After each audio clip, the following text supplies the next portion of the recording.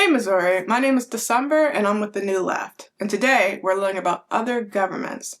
Welcome to Government 102, Mexico, or as you may know them, Mexico. Let's start with the seat of power, Mexico City, Mexico. Get some self-control, December. Mexico City is kind of like Washington, D.C.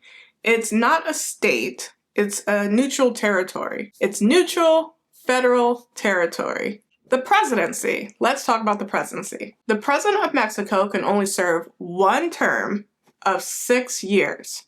I'm not joking. That's real. Mexico has direct democracy, meaning that you win by majority or popular vote, meaning that there is no electoral college. They don't have that there. Remember, America's current electoral college system was created to give former slave states more power in Congress in exchange for their defeat in the Civil War when they caught that ass whooping, which is why no other country has such a stupid system. Mexico has a bicameral legislature, so their government's a little bit gay, but not fully committed to it. They want to be included. Do we have to include them? Can't we just have an inclusive pride without the bis?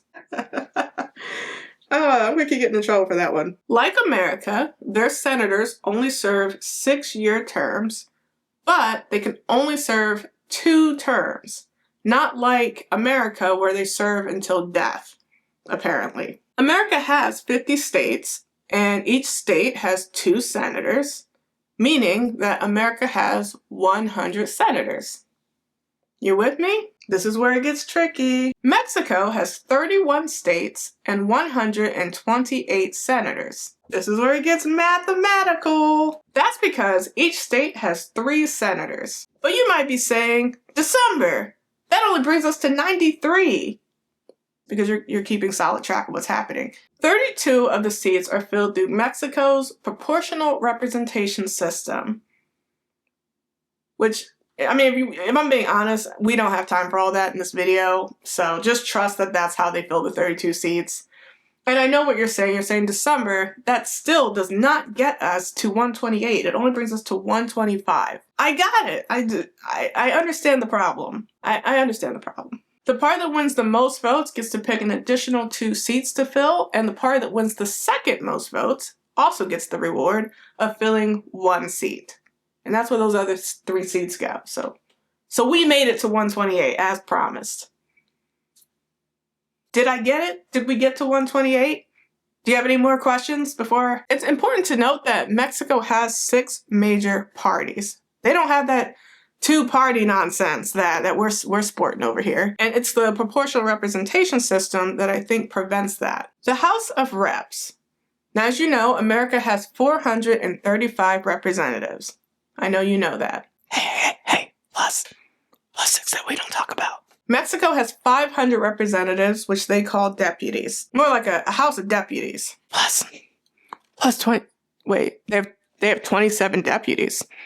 And 2 senators. That can vote. They can vote? Mexico City has 27 deputies. Ain't that about?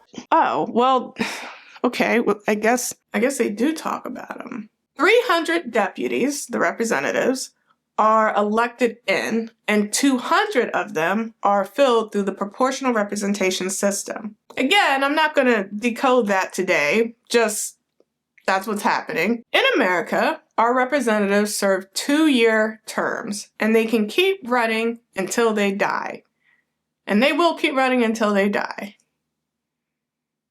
In Mexico, deputies serve 3-year terms, but they are capped at 4 terms. Let's talk about the cartels, right? Because I'm sure that's what some of you want me to talk about. I know Locked Up Abroad has taught me don't transfer drugs for nobody, nowhere, in no crevice, on any plane, ship, train, nothing.